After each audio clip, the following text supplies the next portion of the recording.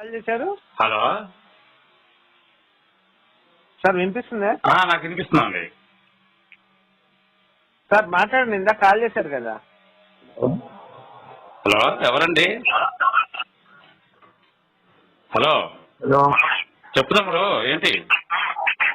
గోపి గారు మాట్లాడి అది ఏం లేదు, హిందూ మతంలో మారుదాం అనుకుంటున్నాము. ఏం చేయాలి జై శ్రీరామ తమ్ముడు, జై శ్రీరామను. జై శ్రీరామ్. భారత మాతకు జయను, భారత మాతకు జయను.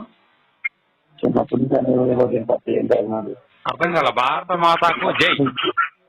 స్కూల్కి వెళ్ళినప్పటి నుంచి నేను భారత మాతకి జై అంటే అప్పుడు అప్పుడు ఇప్పుడు భారత మాతకి జై అనేది అనుకున్నాను. అను సార్, అను భారత మాతకు జై అను. భారత మాతకి జై అన్నావు. ఇప్పుడు హిందువే నువ్వు. ఇక నువ్వు జై శ్రీరామ్ అని ఎప్పుడైతే అన్నావో అప్పుడు నువ్వు హిందువే. నువ్వు పచ్చానికి ఏం చేయనక్కర్లా. వాళ్ళలాగా మనము బకెట్లలో ముంచేయడం, బాపిజం ఇచ్చేయడం ఏమి ఉండదు మనకి. మీ దేవుడు తమ్ముడు. చిన్నప్పటి నుంచి శ్రీరామనవమికి సూపర్. జై భారత మాతకి జై అంటారు, మారుతున్నా ఉన్నాయి. అది వదిలే ఇప్పుడు. ఎందుకంటే నువ్వు బాపిజం తీసుకుని నువ్వు క్రిస్టియన్ గా మారావు కదా.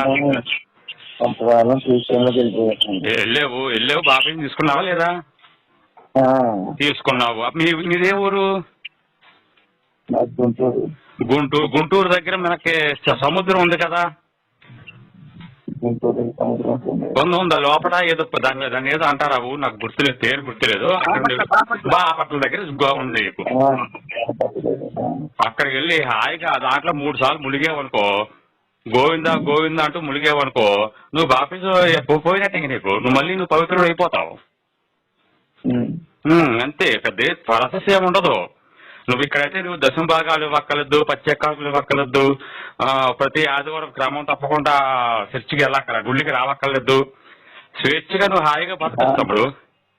నాకు తెలుసానండి, చిన్నప్పుడు నేర్చుకున్నాను అనుకున్నాను. అది అలాగని అడిగాను. ఏం తీసుకుంటావు? హిందూ మతం గురించి చక్కగా నేర్చుకున్నాం అనుకుంటున్నాను. నేర్చుకోవడానికి అది విద్య కాదు కదా తమ్ముడు, అది జ్ఞానం. నేర్చుకోవడానికి ఏమి ఉండదు అక్కడ. ఇప్పుడు భగవంతుడు ఏం చెప్పాడంటే, పరమాత్మ భగవద్గీతలో ఏం చెప్పాడంటే, అన్ని ప్రాణులను నేనే ఉన్నాను, అన్నిటి సమానంగా చూడండి, అన్నిటిని ప్రేమించండి అన్నాడు. గొర్రెల్ని, పశువుల్ని వీటిని కోసుకు తెలియమని చెప్పలేదు. సాటి మనిషి ఎవరైతే ఆకలితో ఉన్నాడో ఆ ఆకలి తీర్చావనుకో, అది నీకు మంచి. నువ్వు దశమ భాగాలు ఇస్తున్నావు కదా, అలా ఇవ్వకుండా ఎవరికైనా ఒక మనిషికి అన్నం పెట్టావనుకో, అది మంచి. అంతే. ఇక నీకు తెలుసుకోవడానికి ఇందులో అన్ని మంచిగా ఉంది తప్ప నీకు ఎక్కడ చెడు ఉండదు. ఇప్పుడు అందుబాటులో ఎలా చేయాలని ఇంకా డెప్త్గా నేర్చుకుంటే బాగుంటుంది. ఇంకా డెప్త్గా నేర్చుకోవాలంటే ఏంటి, వేదాలు నేర్చుకోవాలనుకుంటావా? ఇప్పుడు చెప్పు. అప్పుడు హిందూ మతం గురించి ఏమీ తెలియదు. నాకనే కాదు, నాకు అసలు ఎవరికి ఏమీ తెలియక్కర్లేదు తమ్ముడు, ఎవరికి ఏమి తెలియక్కర్లేదు. ఎందుకంటే అందులో నువ్వు ఇలా చెయ్యాలి, నువ్వు ఇలాగే ఉండాలని ఏం నియమాలు లేవు.